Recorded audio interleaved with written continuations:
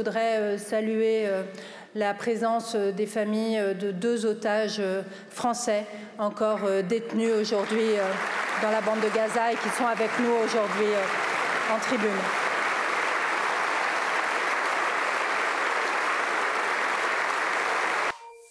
Bonjour à tous et bienvenue dans ce nouveau numéro des grands débats. Nous allons revivre ensemble quelques temps forts des questions au gouvernement de ces derniers mois. Tout commence en octobre 2024. La 17e législature vient de s'ouvrir et le gouvernement de Michel Barnier fait ses premiers pas face aux députés lors des questions au gouvernement. Et l'actualité en ce début d'automne, c'est ce tragique anniversaire. Un an plus tôt, cette attaque terroriste lancée face à Israël par le Hamas qui avait fait plus de 1200 morts. Un an après le massacre du 7 octobre, les députés ont tenu à rendre hommage aux victimes et aux otages encore aux mains du Hamas dans la bande de Gaza. Le 7 octobre dernier, Israël s'est trouvé confronté à une attaque terroriste d'une rare cruauté, exécutée par le Hamas. Cette attaque a laissé plus de 1200 victimes derrière elle. Une année s'est écoulée depuis cette tragédie qui nous a marqués à jamais. En ce jour, nous tenons à adresser nos plus sincères condoléances aux familles de victimes et tout particulièrement à celles qui sont présentes aujourd'hui. Le groupe Les Démocrates s'associe à leur peine ou à leur inquiétude. Nous sommes à vos côtés. Nous n'oublions pas les morts comme nous n'oublierons pas les vivants. 101 otages, Madame la Présidente, vous venez de le dire, sont encore retenus aux mains du Hamas, dont beaucoup sont peut-être déjà morts. Nous le condamnons avec la plus ferme exigence et exigeons qu'il puisse être libéré sans délai. Alors que le conflit s'enlise et qu'il s'étend désormais à la frontière du Sud-Liban et à l'Iran, les perspectives d'apaisement s'éloignent et chaque mort civile est un mort de trop. Mes chers collègues, ne nous demandons pas pour qui sonne le glas chaque jour un peu plus. Il sonne aussi pour nous et l'idée que nous nous faisons de l'humanité. Face à ce conflit historique, la position de la France est claire. Il est urgent de parvenir à une issue par le dialogue diplomatique en vue de réunir les conditions d'une paix durable dans la région. Face à cette crise, il est aussi de notre devoir d'éviter la tentation d'une importation du conflit dans notre pays. Pour cela, la montée des actes antisémites doit être combattue sans relâche et l'apaisement sans cesse recherché. Monsieur le Premier ministre, trouver la paix est une exigence. Elle doit être garantie pour tous. Pour nos compatriotes de confession juive qui se sentent aujourd'hui menacés et s'interrogent sur leur place dans notre pays. Pour prévenir un embrasement général, défendre la position d'équilibre, assurant à Israël son droit à exister sans être menacé, tout en répondant à l'aspiration des Palestiniens de disposer d'un État souverain et en préparant la paix. Monsieur le Premier ministre, quelles sont les orientations que vous poursuivez à l'échelle nationale et internationale pour y parvenir? Nous n'oublions pas. La douleur ne passe pas. Nous pensons à toutes ces victimes innombrables, près de 1200, à leurs familles, toutes ces victimes d'un attentat planifié, perpétré par le Hamas et qui a provoqué l'embrasement. Nous pensons aux otages, parmi lesquels 2 de nos compatriotes. Je salue avec émotion les familles de Ouad Yahalomi et d'Ofer Calderon. Nous sommes rencontrés hier. Je n'ai pas oublié, je le dis à l'ancien ambassadeur d'Israël à Paris qui est avec vous, qui vous accompagne, ce que vous m'avez dit, il nous faut nous méfier du Hamas. Et puis vous m'avez dit, il faut également qu'on se méfie de l'oubli. Voilà. Et donc je veux vous redire, comme je l'ai dit hier soir, que nous n'oublierons pas et nous n'oublierons pas. Nous pensons à toutes ces victimes, aussi civiles, très nombreuses à Gaza, en Cisjordanie, aux victimes civiles des 2 côtés de la frontière du Liban. La France, mesdames et messieurs les députés, réaffirme son engagement indéfectible pour la sécurité d'Israël. J'ai dit devant vous, je répète aujourd'hui, que la sécurité d'Israël n'est pas négociable.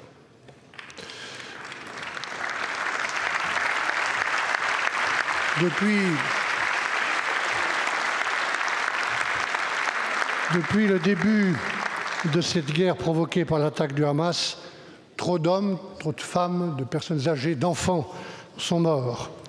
Il faut d'abord que tous les otages soient libérés. Il faut que la guerre cesse.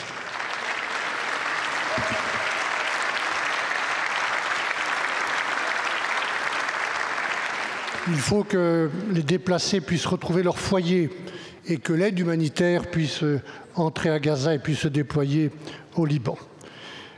Monsieur le Président Fesneau, comme l'a rappelé le Président de la République, comme le ministre des Affaires étrangères qui était dans la région pendant plusieurs jours et le dira tout à l'heure, comme je l'ai dit moi-même, la France participera à tout ce qui peut être fait pour éviter l'embrasement. Elle participera avec l'Union européenne, avec les États-Unis, avec les pays de la région, à toute initiative évitant cet embrasement et avançant vers, comme vous l'avez rappelé, ce qui doit être l'objectif, une paix durable, mais qui passe, nous en savons la clé, par la création de 2 États, un État palestinien, un État d'Israël vivant en paix, en sécurité, se reconnaissant l'un et l'autre côte à côte. Voilà la clé. Et voilà l'objectif que nous continuerons de rechercher. Juste un mot, Monsieur le Président Fesneau, pour faire écho à ce que vous avez dit. Ce conflit est très ancien. Il est l'un des plus anciens. Et très tôt, lorsque j'ai eu l'honneur d'être ministre des Affaires étrangères de la France, je me suis engagé à ma place pendant un temps trop court pour tenter de faire que ce conflit revienne en priorité dans les engagements des États-Unis, de l'Europe, alors qu'il était redescendu en bas de la liste. Il a ce conflit de grave résonance dans notre propre société, vous l'avez rappelé. Il provoque des émotions, des solidarités qui sont d'ailleurs légitimes d'un côté ou de l'autre. Pour autant, les principes fondamentaux de notre République, la laïcité, le refus de toute forme de racisme et d'antisémitisme, ces principes-là, qui sont ceux de notre République, doivent être rappelés et défendus. Et voilà pourquoi, Monsieur le Président, je pense qu'il restera inacceptable pour nous, pour le gouvernement tout entier, je pense aussi vous-même, que trop de nos compatriotes de confession juive soient menacés, que des synagogues soient incendiées, comme on l'a vu l'été dernier dans le Midi. Tout cela reste inacceptable. Il n'y aura, je vous ai dit mes lignes rouges l'autre jour à la tribune, aucune forme de tolérance, aucune, à l'égard du racisme, à l'égard de l'antisémitisme, qu'ils se traduisent par des agressions, par des menaces, ou qu'ils se traduisent plus quotidiennement, on a tendance à l'oublier, à l'école, dans la rue, dans les réseaux sociaux. Il n'y aura, Monsieur le Président Fesneau, aucune tolérance. Depuis le 7 octobre, la guerre fait donc rage au Proche-Orient et elle revient souvent dans les questions des députés, lors des questions au gouvernement. Des députés qui s'inquiètent notamment de la situation à Gaza, mais aussi au Liban, où Israël a lancé une seconde offensive pour tenter d'éradiquer le Hezbollah. Il y a un an, l'attaque terroriste la plus meurtrière en Israël avait lieu. Les otages israéliens doivent être libérés. La lutte contre le terrorisme n'est pas terminée. Ce conflit ne date pas du 7 octobre, mais il en a pris une tournure inhumaine ce jour-là et depuis ce jour-là. Depuis une semaine, la guerre s'étend et toute solution diplomatique s'éloigne. Chaque jour, des familles fuient les bombardements, d'autres sont tuées, beaucoup sont inquiets pour leurs proches. En un an à Gaza, plus de femmes et d'enfants ont été tués que dans tous les conflits dans le monde ces 20 dernières années. Cela ne peut plus durer. Nos hommages et nos pensées sont dirigés vers toutes les victimes civiles de ce conflit, israéliennes, palestiniennes, libanaises et leurs voisins. Nous devons saluer les divers appels au cessez-le-feu demandés par la France et tous les autres pays. Le Premier ministre israélien est clair. Il n'a que faire de vos demandes. Si les mots restent inaudibles, les actions de la France doivent être plus efficaces.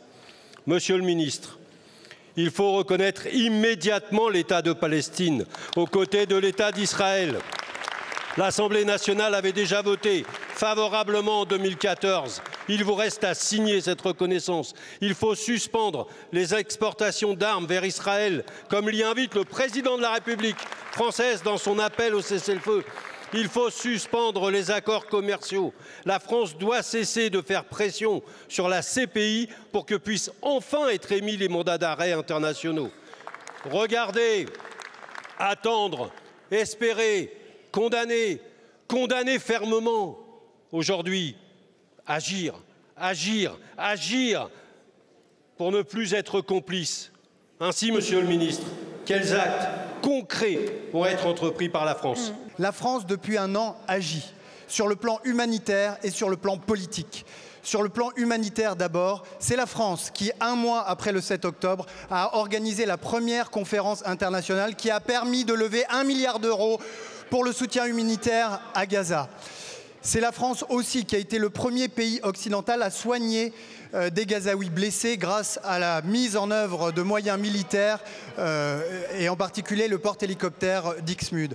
C'est encore la France qui a affrété 1200 tonnes de fret humanitaire jusqu'à la bande de Gaza avec ses partenaires grâce à des opérations aériennes ou terrestres. Et sur le plan diplomatique, c'est la France qui est le premier pays du G7 à avoir appelé au cessez-le-feu, à avoir soutenu les 4 résolutions qui ont été adoptées aux Nations Unies sur ce sujet. La France a aussi été un moteur pour l'adoption de sanctions à l'encontre des colons extrémistes et violents en Cisjordanie, avec des sanctions prises à titre national contre 28 individus et 2 trains de mesures pris au niveau européen après un travail de conviction qu'a mené la France. Et enfin, c'est la France qui est l'un des très rares pays à soutenir directement l'autorité palestinienne aujourd'hui. Tout cela, si je puis dire, c'est ce que nous avons fait depuis un an. Mais évidemment que nous œuvrons activement pour obtenir le plus rapidement possible un cessez-le-feu entraînant la libération inconditionnelle des otages et faisant taire les larmes, le feu et faire cesser le sang. Et puis pour travailler le plus rapidement possible sur cette solution à 2 États qui passe par la création d'un État de Palestine, la reconnaissance mutuelle et collective et des garanties de sécurité pour Israël. Autre actualité glaçante en cette rentrée, le procès des viols de Mazan qui s'est ouvert en septembre. Une affaire dans laquelle 49 hommes sont accusés d'avoir violé une même femme, Gisèle Pelicot, droguée à son insu par son mari, Dominique Pelicot. Sandrine Josso, députée, a elle aussi été victime de ce qu'on appelle la soumission chimique. Elle a réussi à échapper à son agresseur, par ailleurs sénateur, et elle se bat depuis pour informer et alerter sur ce fléau. Écoutez. Le 14 novembre dernier, j'ai été victime de soumission chimique. 7 mois après ce traumatisme et une lutte acharnée avec l'association M'endors pas, fondée par Caroline Darian-Perronnet, la fille de Gisèle Pelicot, je démarrais avec la sénatrice Véronique Guillotin une mission gouvernementale mandatée par Gabriel Attal, qui a été l'un de mes premiers soutiens avec François Bayrou. Notre objectif, aider à identifier et détecter les cas de soumission chimique pour améliorer la prise en charge des victimes. Aujourd'hui, en plein procès historique, se tient en Avignon un procès pour juger les crimes effroyables commis sur Gisèle Pelicot. Monsieur le Premier ministre, dès votre nomination, nous vous avons écrit pour que cette mission soit reconduite immédiatement. Nous le devons pour toutes les victimes de ce pays qui ont vu, comme moi, leur vie basculer après avoir été droguées à leur insu. Pour que cesse enfin ce crime parfait qui ravage, anéantit et détruit la vie de milliers de Françaises et de Français. Monsieur le Premier ministre, le monde nous regarde et la France se doit d'être exemplaire. Il faut que la honte change de camp. Elle le pourra si et seulement si on comprend enfin la douleur des victimes et si on aide tous les professionnels qui les accompagnent pour leur reconnaissance et leur reconstruction.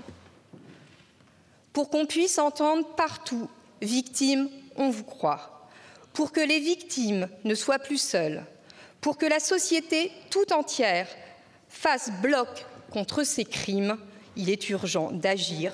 Relançons ensemble cette mission. Je vous remercie.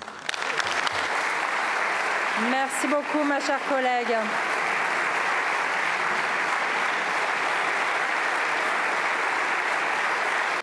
La lutte contre les violences sexuelles et sexistes a été érigée en priorité par le Premier ministre Michel Barnier dans sa déclaration de politique générale. Il a ainsi posé comme ligne rouge de son gouvernement, je cite ces mots, « Il n'y aura aucune tolérance à l'égard des violences faites aux femmes ». C'est la raison pour laquelle le Premier ministre a décidé de vous nommer à nouveau parlementaire en mission sur la lutte contre la soumission chimique comme violences faites aux femmes, de même que la sénatrice Véronique Guillotin qui travaille avec vous sur le sujet. Je salue cette décision qui était nécessaire et très attendue. Elle vous permettra d'achever la mission que vous avez confiée Gabriel Attal le 8 avril dernier. Comme vous, je suis convaincue qu'il faut accélérer pour protéger les femmes, les enfants et les hommes de ces abus. Ils peuvent être aussi concernés le cercle familial, comme le montraient les viols de Mazan. Je serai très attentive aux recommandations que vous proposerez. Nous en avons déjà évoqué certaines, comme le kit du lendemain, permettant aux victimes d'agir rapidement pour leur sécurité. Autre dossier brûlant sur le bureau du Premier ministre en cet automne 2024, les difficultés du monde agricole. Après la crise qui avait marqué l'hiver 2023, un projet de loi avait été présenté au Parlement censé répondre aux difficultés des agriculteurs, notamment sur le plan financier. Mais la dissolution a stoppé net son adoption et les paysans français continuent d'alerter sur les revenus insuffisants et des normes trop complexes. Mauvaise récolte, viticulteurs en difficulté, réduction de la collecte de lait par Lactalis, fièvre catarrhale. Force est de constater que cette liste non exhaustive fait office de bruit de fond à vos oreilles quand elle devrait résonner comme un signal d'alarme. Non seulement vous restez sourde à la détresse des agriculteurs, mais pire, tels des fossoyeurs du secteur, vous continuez de négocier le traité du Mercosur à Bruxelles, dont vous avez refusé de discuter à l'Assemblée le 31 octobre prochain. Voilà la considération que vous avez pour ceux qui nourrissent les Français. Visiblement, vous n'avez tiré aucune leçon de la crise agricole du début d'année. Revenons à la fièvre catarrhale. Cette maladie touche durement le Nord, provoquant de véritables hécatombes. J'ai ici une pensée particulière pour les agriculteurs de l'Avesnois, notamment de Damouzy, qui m'ont montré les ravages provoqués par la maladie. Les éleveurs comptent de nombreux cadavres et il faut financer l'équarrissage. Il ne faut pas être mathématicien pour constater la double peine. La manne financière attendue de la bête qui disparaît et les éleveurs doivent s'acquitter en plus de l'enlèvement du cadavre. Eu égard à la récurrence de la maladie, la période de vaccination aurait dû être anticipée, car je vous l'apprends peut-être, gouverner, c'est prévoir. Que ferez-vous donc, Madame la Ministre? Allez-vous accorder des aides financières aux éleveurs comme la maladie hémorragique épizootique? Allez-vous soulager les agriculteurs des coûts d'équarrissage, des frais d'hygiène préventive? Allez-vous enfin prévoir des vaccins pour tous les stéréotypes de la maladie sans distinction? Et j'ai bien entendu que vous avez répondu à 2 questions sur l'agriculture juste avant, mais c'était du blabla. Nous, on demande des actes, car l'agriculture se meurt. Je vais vous répondre sur un autre ton que celui que vous avez utilisé, car je crois véritablement que la crise que connaissent les agriculteurs mérite autre chose qu'une petite instrumentalisation politique. Des réponses concrètes que vous appelez de vos vœux, nous les apportons. Et ce bruit de fond auquel vous nous accusez de ne pas répondre, nous l'avons bien sûr entendu et nous l'avons démontré au sommet de l'élevage à Cournon, je l'ai dit, où des mesures très précises ont été annoncées. Le fonds d'urgence de 75 millions d'euros. Le fait que la décapitalisation des cheptels ne donne pas lieu à réfaction des aides européennes. Le fait que nous mettions en place, que nous réfléchissions à la mise en place d'un prêt garanti. Voilà quelques-unes des mesures très précises, très concrètes que nous allons mettre en œuvre. Vous évoquez, Madame la députée, le Mercosur. Sur le Mercosur, je voudrais tout de même rappeler que c'est grâce à la France qui a fait adopter un protocole additionnel que nous avons bloqué l'application du Mercosur. Il faut le rappeler, il faut que vous le sachiez, je vous l'apprends peut-être. Et la famille politique à laquelle j'appartiens s'est toujours opposée au Mercosur, tout simplement parce que cet échange n'est pas équilibré. Il ne respecte pas, par des clauses miroirs, les contraintes que l'on impose à nos propres agriculteurs. Et donc, vous voyez que sur cette question, comme sur tant d'autres, Madame la députée, dans les questions comme dans les réponses, il faut être précis. Au début de l'année, la détresse des agriculteurs a ému l'ensemble des Français. Leur mobilisation était motivée par une sévère crise du revenu que les mesurettes prises par le gouvernement précédent n'ont absolument pas réglée. Car ce qui menace aujourd'hui la productivité de l'agriculture, la souveraineté alimentaire et donc le revenu des agriculteurs, c'est le dérèglement climatique, c'est l'effondrement de la biodiversité.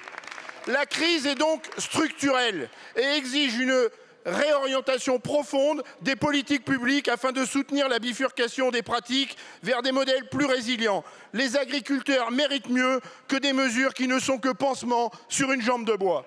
Les épisodes météorologiques et sanitaires de cet été confirment cette analyse. Ils plongent les agriculteurs dans une crise encore plus profonde, renforcent le caractère d'urgence des mesures à prendre avec audace et courage.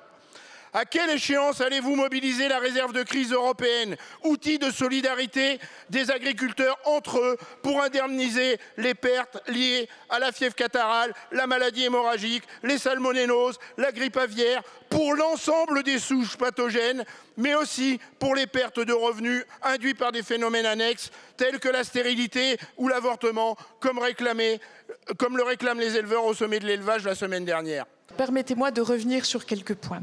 D'abord, il faut apporter des réponses parce que le monde agricole, les agriculteurs connaissent une véritable crise de perte de sens lorsqu'ils ne se sentent pas soutenus par la nation, lorsqu'ils sont accusés de tous les maux et lorsque les problèmes auxquels ils sont affrontés ne sont pas réglés.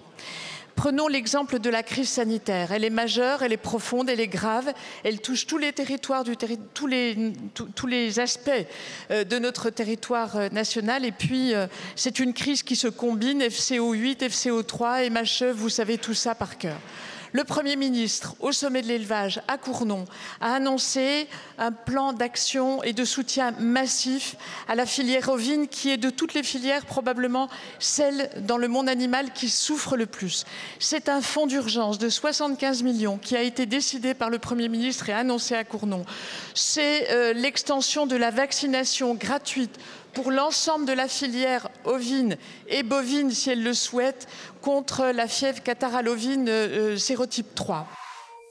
Autre dossier économique après l'agriculture, la souveraineté industrielle française. Le groupe Sanofi souhaite vendre une partie de sa filiale Opella qui fabrique le Doliprane à une entreprise américaine. Une annonce qui a rapidement pris une tournure politique.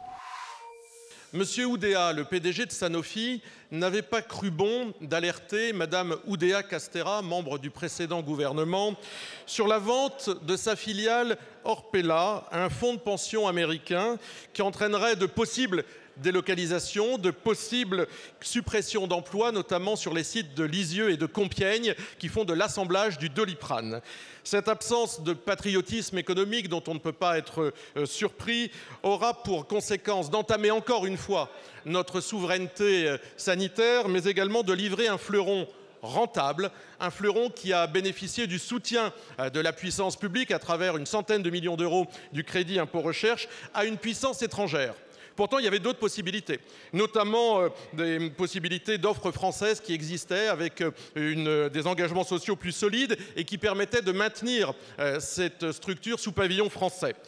Nous vous le disons tout de go, Monsieur le Premier ministre, nous n'accepterons pas de discours de fier à bras, de rouler les mécaniques. Nous avons le souvenir d'Alstom qui a été racheté par la General Electric. L'enjeu est simple, soit la France sauvegarde sa production de Doliprane, soit elle se vend au fonds de pension américain.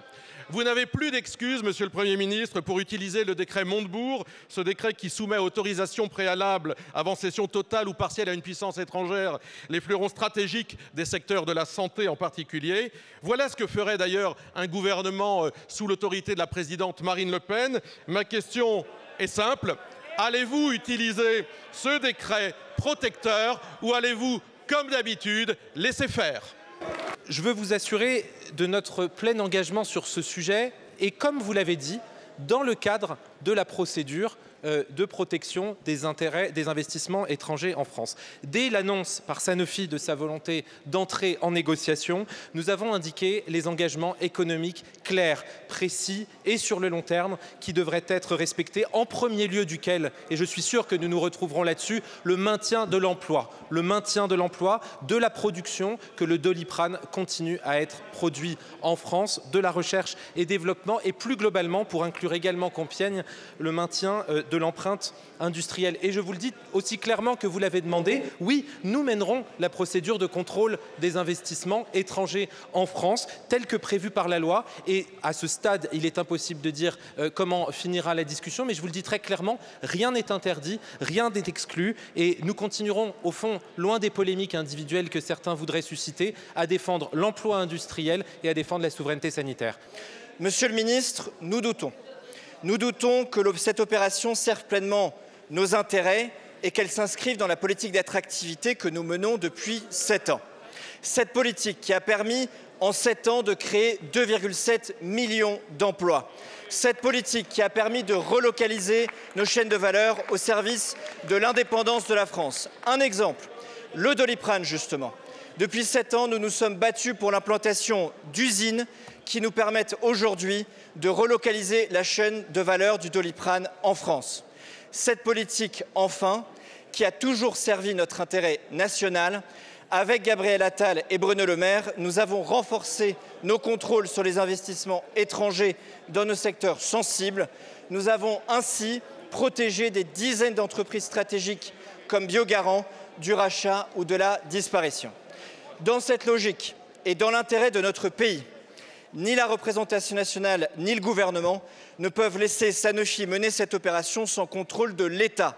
L'État, s'il y a projet, sera saisi et je vous l'annonce ici, en plein accord avec le Premier ministre, je suis en train d'étudier la possible présence de l'État au conseil d'administration ainsi que la participation au capital parce que la stratégie industrielle et de souveraineté que nous avons construite ces dernières années ne se négocie pas. Comptez sur notre vigilance.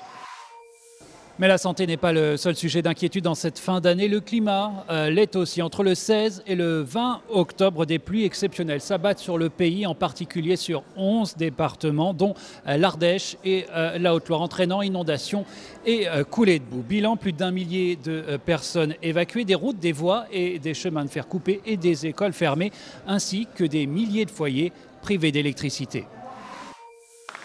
Ma question concerne les très graves inondations de jeudi dernier. En quelques minutes, des dizaines de communes de la Haute-Loire, de l'Ardèche, de la Loire et du Rhône sont passées en alerte rouge, submergées par des crues extrêmes. De mémoire d'homme, les eaux transformées en torrents de boue ont pu dépasser par endroits tous les niveaux connus. La France a découvert stupéfaite des images d'apocalypse dans la vallée du Gier. L'autoroute sous les eaux, la voie ferrée coupée, le centre-ville de Rive-de-Gier dévasté, Givors et sa zone commerciale inondée. Chez notre collègue Jean-Luc Fugit, que j'associe volontiers à cette question. Bien sûr, à l'heure d'un premier bilan, nous nous réjouissons de ne pas décompter de victimes. Je tiens ici d'ailleurs à saluer la solidarité des habitants et l'action efficace des services publics qui a permis d'éviter le pire. Mais le bilan des dégâts matériels est dramatique. Pour les commerçants, les agriculteurs, les habitants qui ont pour certains tout perdu. Pour les communes dont les équipements communaux ont été détruits ou endommagés. Sans parler des fortes perturbations de transport qui nous rappellent la fragilité de nos infrastructures entre Givors et Saint-Étienne. Madame la ministre, il va falloir agir très vite, tirer très vite les leçons de cette crue, agir. Au-delà de la reconnaissance de l'état de catastrophe naturelle pour ces communes, quel accompagnement des sinistrés face à des procédures d'indemnisation complexes? Comment mieux prévenir, mieux protéger les populations, notamment dans le secteur du Gier? Bref, quelle est notre capacité collective d'adaptation aux risques dans ce contexte de changement climatique? Nous allons donc agir. Agir, c'est d'abord immédiatement instruire le dossier de catastrophe naturelle qui, s'agissant des épisodes que vous mentionnez, ne devrait pas prendre beaucoup de temps en termes d'analyse. Et vous savez que le ministère de l'Intérieur prévoit de déclarer cet état dans les prochains jours. C'est ensuite lancer les missions d'inspection avec ma collègue Catherine Vautrin pour aller évaluer les dégâts, puisque c'est un processus nécessaire pour pouvoir ensuite déclencher la dotation de solidarité aux collectivités locales qui sont touchées par des épisodes climatiques. C'est encore, comme l'a fait mon collègue Antoine Armand, mobiliser le secteur des assurances pour s'assurer qu'ils agissent vite, déclenchent les expertises et apportent le plus vite les réponses aux sinistrés qui veulent faire jouer leur assurance. Ça, c'est l'immédiat. Et puis, il va falloir construire l'après. L'après, c'est à la fois reconstruire, mais reconstruire de façon à mieux faire face à des risques dont on voit que l'ampleur est en train d'augmenter. C'est tout l'enjeu de l'adaptation au changement climatique. Mieux prévoir, mieux construire, mieux se protéger, développer une culture de risque. C'est tout l'enjeu du plan national d'adaptation au changement climatique que nous annoncerons dans les prochains jours. Ces événements autrefois exceptionnels s'inscrivent désormais dans une série noire d'épisodes climatiques intenses qui frappent notre pays de plus en plus régulièrement. Et le Pas-de-Calais, que j'ai l'honneur de représenter avec ma collègue Pauline Levasseur, n'a pas non plus été épargné avec des précipitations et des crues historiques l'hiver dernier. À la tête du gouvernement, Gabriel Attal avait réagi promptement, se rendant sur place dès le jour de sa nomination, puis chaque mois, afin de suivre l'avancée des dossiers. Comme vous avez pu le faire il y a quelques jours, Madame la Ministre, dans la Loire, ainsi que Monsieur le Premier ministre depuis le Centre opérationnel de gestion interministérielle des crises. Aussi, malgré 250 millions d'euros débloqués par l'État, ainsi que l'engagement des collectivités, de nombreux travaux restent à réaliser, ce qui nourrit l'inquiétude des habitants alors que l'hiver approche et qu'une nouvelle catastrophe est à craindre. Nommé rapporteur de la mission d'information sur l'adaptation de l'aménagement des territoires au changement climatique, des pistes me remontent déjà. Madame la Ministre, quelles actions immédiates le gouvernement compte-t-il mettre en place pour répondre aux attentes légitimes de nos concitoyens et renforcer l'adaptation de nos territoires face aux dérèglements climatiques qui bouleversent nos vies, tant en métropole que dans les Outre-mer? C'est plus de 250 millions d'argent public, vous l'avez dit. C'est plus de 500 opérations qui ont été réalisées. Je connais votre engagement sur ces sujets de la prévention des risques et d'adaptation au changement climatique, ainsi que celui des députés Fugit, Riester. J'étais également aux côtés du député Riester lors des inondations en Seine-et-Marne. Et je salue à cette occasion la création d'une mission d'information parlementaire sur le sujet et votre nomination en tant que rapporteur. Vous le savez, nous allons annoncer un plan national d'adaptation au changement climatique dans les prochains jours. Son objectif sera de porter des actions très concrètes, à la fois sur la prévention des risques, les investissements, la culture du risque, mais également, il n'y a pas que les inondations, il y a les canicules, il y a les vents violents. Et l'objectif, c'est derrière tout cela, de mettre à disposition des collectivités locales une boîte à outils qui leur permette de mieux se protéger. C'est d'abord une question d'ingénierie. On l'a vu dans le Pas-de-Calais. Prévoir, anticiper les inondations, savoir correctement aménager les wateringues, savoir correctement entretenir les fossés pour que l'eau s'écoule au bon rythme, pas trop vite, pas trop lentement, prévoir les zones d'expansion. Tout cela demande de l'ingénierie. Deuxième élément, la question de la gouvernance. Vous l'avez également mentionné, il faut rassembler la gouvernance, le faire au juste niveau de territoire, mais nous avons besoin, on l'a vu dans le Pas-de-Calais, de rassembler les acteurs encore mieux. Troisièmement, il y a évidemment un sujet de moyens, et ça je compte sur le Premier ministre pour accompagner les collectivités locales et l'État. Enfin, c'est une question de procédure. Là aussi, nous avons innové dans le Pas-de-Calais et nous appuierons sur cette expérience. Autre grand dossier de cette fin d'année 2024, évidemment, la bataille budgétaire. Le projet de loi de finances va faire l'objet de questions enflammées lors des questions au gouvernement. Monsieur le Premier ministre, en 1978, quand vous arrivez dans cet hémicycle, la dette publique représente 21% du PIB, soit 80 milliards d'euros, la dépense publique 45% du PIB et le déficit public 18 milliards d'euros. Aujourd'hui, la dette publique représente 113% du PIB, soit 3 300 milliards d'euros, et le déficit public 174 milliards d'euros. Et puisque les Français ont un bon sens qui échappe à leurs dirigeants, ils sont 80% à juger très urgent de réduire la dette. Alors la réponse de la gauche est claire. Les taxes. Taxes sur l'eau touristique, taxes sur les animaux de compagnie, taxes sur les vélos. Nous voici revenus dans Robin des Bois avec dans le rôle du shérif de Nottingham, la France insoumise qui s'endort le soir en rêvant de nouvelles taxes. L'adage populaire nous dit qu'à tous les problèmes, il y a une solution. La gauche se l'approprie et ça devient « à tous les problèmes, il y a une taxation ». Mais après tout, depuis la doctrine Hollande, on sait que recettes comme dépenses, je cite, « c'est gratuit, c'est l'État qui paye ». Quelle est la réponse du gouvernement? Augmenter encore et encore et encore les prélèvements obligatoires. Dans le pays le plus taxé de l'OCDE, votre gouvernement a décerné un peu mieux faire de 40 milliards d'euros aux Français. Et comme tout change mais rien ne change, comme vous ne présentez aucune réforme structurelle pour baisser les charges de cet État hypertrophié devenu une maladie auto-immune, notre dette, toujours elle, sera encore plus lourde, plus insupportable dans un an. 66 milliards supplémentaires. Vous évoquez la hausse de l'endettement de notre pays. Il serait, je crois, honnête de rappeler pourquoi la dépense publique a augmenté ces dernières années. Nous l'avons fait d'abord pour protéger. Cet État a été au rendez-vous face à la crise Covid. Cet État a été au rendez-vous face à la crise énergétique qui aurait pu faire flamber les factures de nos concitoyens et de nos entreprises. Ce n'a pas été le cas, alors que nos voisins européens, eux, voyaient une inflation bien supérieure. Cela a été fait en maintenant une croissance supérieure et en maintenant un taux d'emploi supérieur à nos voisins européens. Ceci étant dit, la réalité de la dépense publique exige que nous devions agir aujourd'hui pour redresser nos comptes. Et cela ne se fait pas dans le projet de loi de finances initial, d'abord par la hausse des prélèvements obligatoires, je ne vous laisserai pas dire cela, c'est d'abord la baisse de la dépense publique qui est à l'origine du redressement de nos comptes publics. Et nous aurons le débat dans quelques minutes et sur les prochains jours pour que vous puissiez démontrer que ce n'est pas par la hausse d'impôts, par le vote pour ou par l'abstention que vous laisserez faire effectivement le matraquage fiscal que j'évoquais tout à l'heure au collègue Berger, et nous le verrons vote par vote. Et nous le verrons vote par vote. En attendant, monsieur le député, je serai extrêmement heureux d'entendre vos propositions sur la baisse de la dépense publique. Et nous nous donnons rendez-vous lors de la deuxième partie de ce projet de loi de finances, où vous verrez que quand il faut faire des choix courageux pour faire mieux avec moins, on verra si vous et votre groupe êtes au rendez-vous.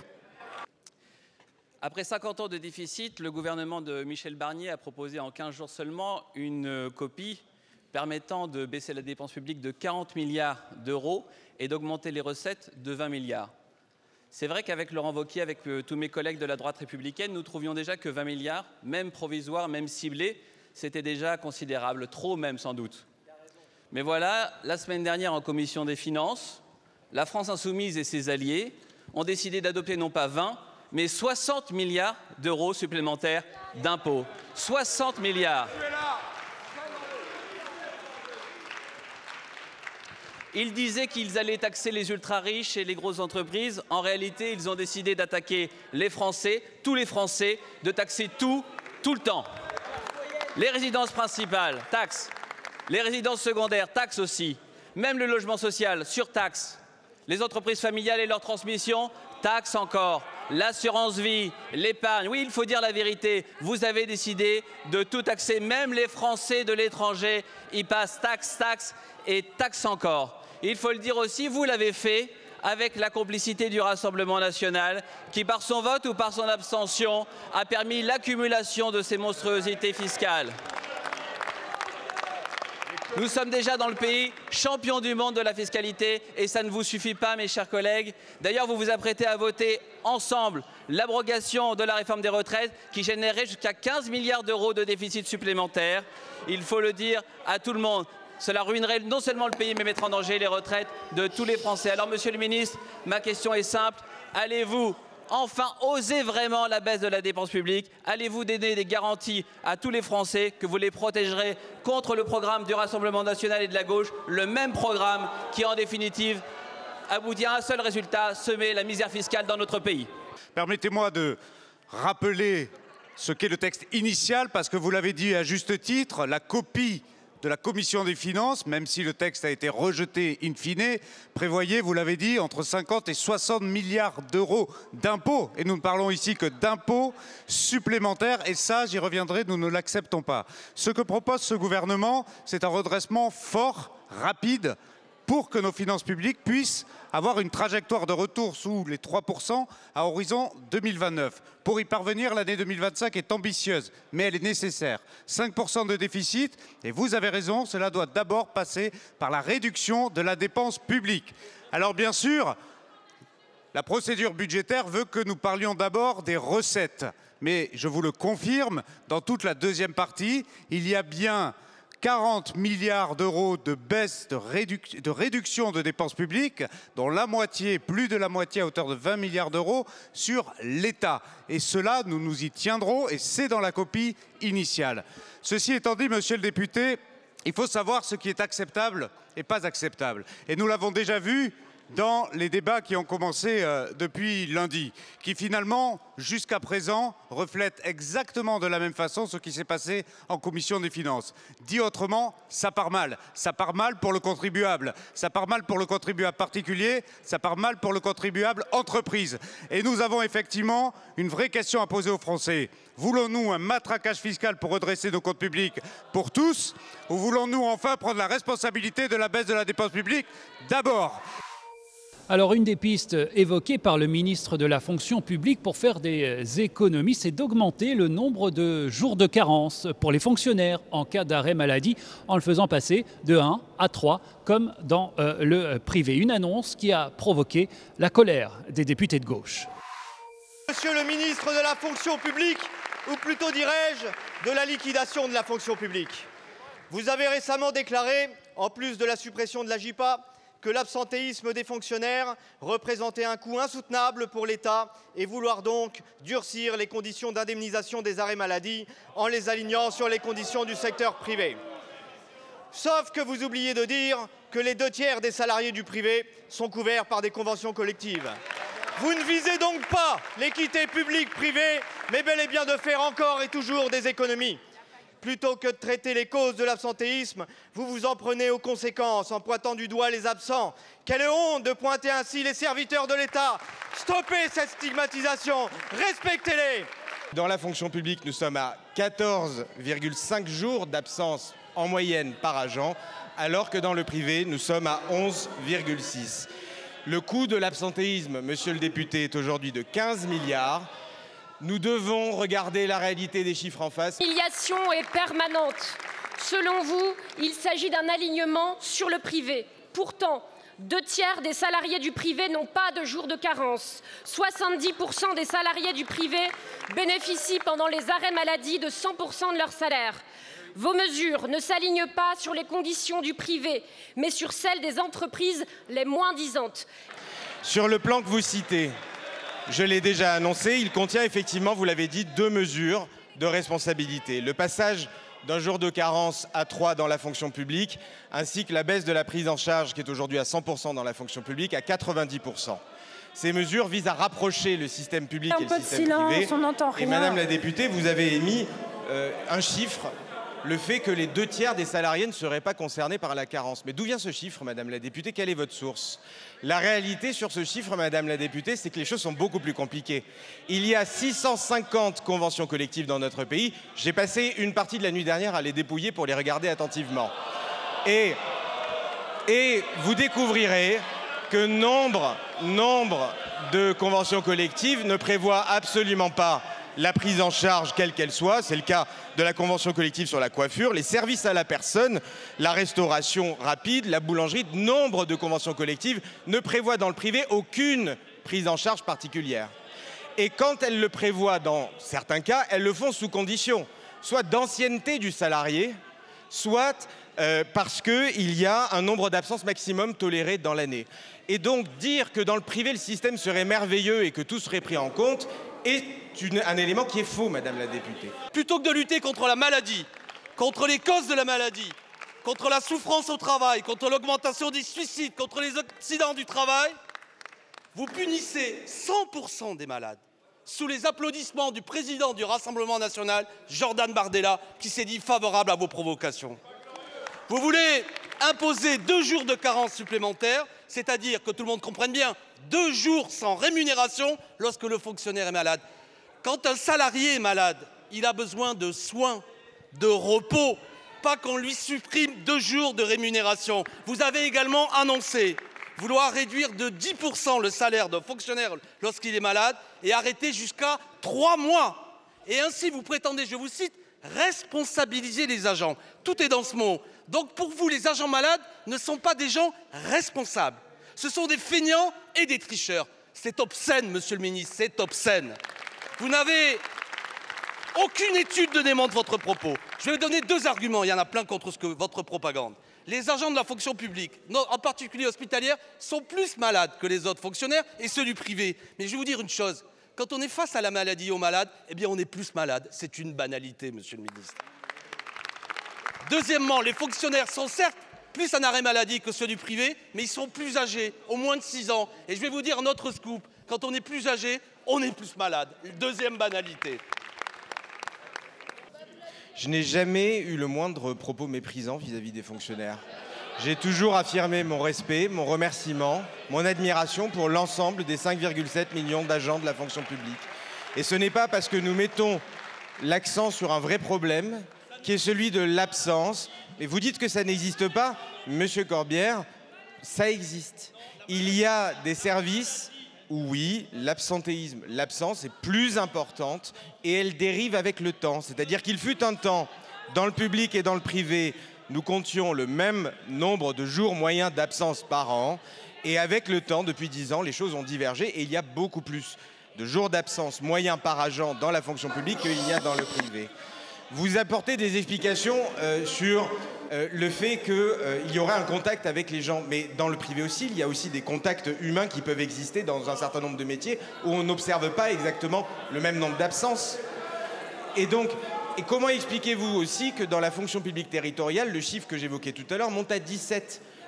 Donc, vous voyez bien que ce n'est pas qu'une question médicale par rapport au contact avec les malades, Monsieur Corbière. Ce que je veux dire par là, c'est que plutôt que de mettre le sujet sous le tapis comme vous le faites, plutôt que de monter au créneau en quasiment m'insultant, en expliquant que j'ai pas de respect pour les fonctionnaires, regardons les chiffres en face et essayons d'y apporter une réponse. On n'a peut-être pas les mêmes réponses, Monsieur Corbière, mais essayons de ne pas enfouir le sujet sous le tapis.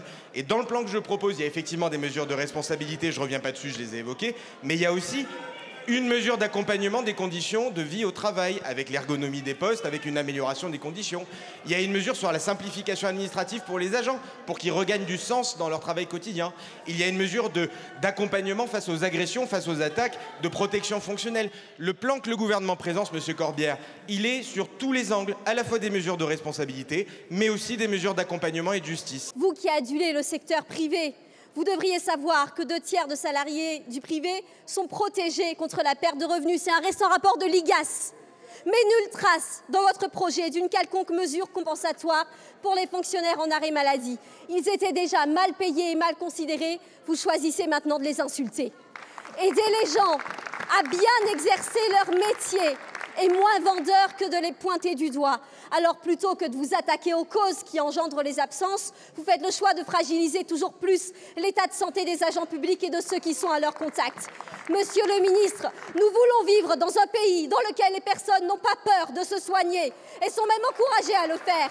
Mais plus vos amis d'extrême droite vous applaudissent, plus votre gouvernement tombe dans la surenchère la plus crasse. Après votre loi immonde visant à mettre à la rue les personnes les plus précaires, vous vous parez une nouvelle fois de votre plus beau costume de démolisseur public, avec, à la fin, une fois de plus, les Français comme seules victimes. Je suis le ministre de la fonction publique, je défends le service public, je défends la fonction publique, je défends les agents publics dans notre pays. Arrêtez d'insinuer l'inverse. Ce n'est pas parce que l'on essaye de traiter et d'améliorer les conditions de travail des uns et des autres et de résoudre un vrai problème qui existe, ne vous en déplaise, qui est celui de l'absence, de l'absentéisme, que pour autant, on a un problème avec la fonction publique. Rationalisons un tout petit peu les choses, Madame la députée, gardons un peu notre calme sur le sujet. Ce que je veux dire par là, c'est que vous avez parlé, encore une fois, de cette fake news qui est celle de la prise en charge sur les 2 tiers des salariés. Madame la députée, je vous propose de travailler ensemble sur les conventions collectives, des 650 conventions collectives et de chacun des accords d'entreprise. Vous verrez bien que ça n'est pas le cas. Donc regardons les choses à plat. Non, dans le privé, tout n'est pas pris en charge. Les 3 jours de carence ne sont pas pris en charge et on est à 90% au maximum quand il y a une prise en charge. Madame la députée, vous avez parlé de la question de la santé et des maladies. C'est un sujet sur lequel, bien évidemment, nous sommes sensibles. Je tenais à vous rassurer sur ce plan. La question des affections longue durée. des accidents de service, de l'invalidité, des maladies graves, des affections liées à la grossesse, des affections de type Parkinson, infection cardiaque, AVC, tuberculose, puisque vous avez parlé aussi des sujets de contamination. Tous ces sujets-là sont exclus de la réforme que nous proposons. En réalité, rien ne changera pour des agents qui sont dans cette situation-là et sur lesquels les règles seront exactement les mêmes. Mais l'actualité, c'est aussi ces mauvaises nouvelles sur le front de l'emploi. Les entreprises Auchan et Michelin ont annoncé des plans sociaux entraînant la suppression de plusieurs milliers d'emplois en France. Le gouvernement doit répondre sur le sujet à des députés préoccupés. Aujourd'hui, de nouveau en France, on ferme plus d'usines que l'on en ouvre. Michelin, qui ce matin a annoncé la fermeture de 2 sites, à Cholet et à Vannes, 1254 salariés. General Electric à Nantes et Saint-Nazaire, 360. Sanofi dans l'Essonne, 330. Vancourex près de Grenoble, probablement 500 emplois. Stellantis à Poissy, 250. Thales à Toulouse et la liste s'allonge. C'est la maltraitance des sous-traitants. Emma France à Aulnay-sous-Blois. Imperial Wheels dans l'Indre. Valeo dans la Sarthe et je peux en rajouter encore. Dans tous les domaines. Tous les secteurs sont concernés, même les plus rentables. En mai dernier étaient recensés 132 plans de licenciement depuis septembre 2023, entre 60 et 90 000 emplois menacés. Autant de vies brisées, de cicatrices profondes pour nos territoires. Les salariés sont toujours les variables d'ajustement de la course au profit pour les actionnaires. Et face à ça, il n'y a ni impuissance ni fatalité. Cette situation doit changer. En tant que puissance publique, votre responsabilité est en jeu. Nous avons besoin d'un État stratège. Or, vous donnez le sentiment qu'il n'y a pas de pilote ou un pilote qui abdique systématiquement. Tout d'abord, au vu des annonces qui ont été faites ce matin, notamment par Michelin, je souhaite témoigner au nom du gouvernement, du ministre de l'économie Antoine Armand, toute notre sympathie aux salariés qui sont concernés et surtout leur témoigner d'une chose. Leur témoigner du fait que l'État, le gouvernement, va suivre avec énormément d'attention les suites qui seront données à ces plans. J'étais au téléphone hier soir, ce matin, avec les élus des territoires concernés. Mes équipes également ont donné un certain nombre d'informations concernant la suite des opérations. L'accompagnement social des salariés devra être exemplaire. Voilà le message que nous avons passé à la direction de Michelin. La revitalisation des territoires, la recherche de repreneurs, nous allons y mettre toute notre énergie afin que nul salarié ne soit laissé sur le bord du chemin. C'est la méthode que nous allons appliquer, que nous appliquons déjà à l'ensemble des dossiers d'entreprises en difficulté dont nous sommes saisis. Monsieur le Premier ministre, je reviens sur l'annonce de fermeture par Michelin des usines de Cholet et de Vannes avec 1254 postes supprimés et celle par Auchan d'un large plan social détruisant 2389 emplois. Ces annonces mettent à mal la fable que colportent à l'envi les différents gouvernements du président Macron. Non, la politique de l'offre, caractérisée par des cadeaux phénoménaux aux entreprises et aux plus riches, n'a pas permis de créer une dynamique de croissance et de réduire le chômage. Auchan et ses 33 milliards d'euros de chiffre d'affaires a déjà supprimé 2000 emplois en 2020, tout en touchant 500 millions d'euros de CICE. Son propriétaire, la famille Muliez, qui a multiplié sa fortune par 4 en 25 ans, annonce à présent la fermeture de dizaines de magasins comme celui de Clermont-Ferrand et ses plus de 200 emplois. Michelin, qui a versé en 2024 1,4 milliard d'euros à ses actionnaires, a touché lui aussi des dizaines de millions d'euros d'aides publiques. À quoi ont-elles servi, sinon à détruire l'emploi sur le territoire national ? La prétendue lutte contre le risque d'effacement industriel se fracasse contre le mur du réel. Pas une semaine ne se passe sans l'annonce de plans de licenciement dans l'industrie et le commerce, tandis que la précarité se développe. Votre ministre de l'Industrie affirme que sa stratégie marche sur 2 jambes, protéger l'existant et encourager l'investissement. Mais la vérité, c'est que la valeur ajoutée de la production manufacturière est aujourd'hui inférieure de 2% à son niveau de 2017, avec une production en recul de 0,2% chaque année. Monsieur le Premier ministre, en cette journée noire pour l'emploi, allez-vous encore dire aux milliers de familles touchées que vous êtes fiers de cette politique qui distribue des milliers d'aides aux entreprises sans jamais protéger les salariés? Le groupe Michelin est un grand groupe, ancré dans les territoires, d'abord à Clermont-Ferrand. C'est un groupe qui a toujours eu à son honneur d'accompagner la reconversion, la formation, notamment à Clermont-Ferrand, d'être attentif aux gens, au tissu local. Il l'a prouvé d'ailleurs dans des précédentes difficultés industrielles à Joël-les-Tours ou à La Roche-sur-Yon. Il a même rapatrié récemment certaines activités d'Allemagne sur le territoire national. Voilà. Donc on a fait un groupe qui est responsable. J'ai rencontré son président, M. Ménégo, il y a quelques jours. Je suis en désaccord avec cette décision, naturellement, je veux le dire, et j'ai pour le même sentiment que vous. Je le regrette, cette décision qui touche Cholet et Vannes. Ce que je veux simplement dire dans le prolongement des propos du ministre Ferracci, que je soutiens et que je soutiendrai dans son travail stratégique, c'est que nous sommes en solidarité, nous le serons en exigeant de ce groupe comme du groupe Auchan, de travailler avec le tissu local, les élus locaux, dont sont beaucoup d'entre vous, les syndicats, le patronat local, les chambres de commerce, de mettre en moyen ensemble tous les outils dont nous disposons pour accompagner individuellement chacun des salariés et accompagner ces territoires dans la possibilité de reconversion. Ça a été fait ailleurs, ça doit être fait là aussi, pour que cette expertise et cette richesse humaine ne soient pas perdues ou laissées de côté. Et puis en offensive, Monsieur Chassaigne, en offensive, nous devons créer ou recréer de l'emploi industriel comme maintenir l'emploi agricole dans notre pays. Et ça vaut pour les crédits que nous mobilisons dans le budget, dans le cadre de la France 2030, dans le cadre des soutiens que nous apporterons à telle ou telle entreprise. Je veux d'ailleurs, M. Chassaigne, vous dire, comme à d'autres députés, que j'ai le souci de savoir ce qu'on a fait dans ces groupes de l'argent public qu'on leur a donné. Hein. Je veux le savoir. Et donc, nous allons poser des questions et nous verrons si cet argent a été bien ou mal utilisé pour en tirer les leçons. Voilà, c'est la fin de ce numéro des grands débats. Bonne suite de programme sur LCP.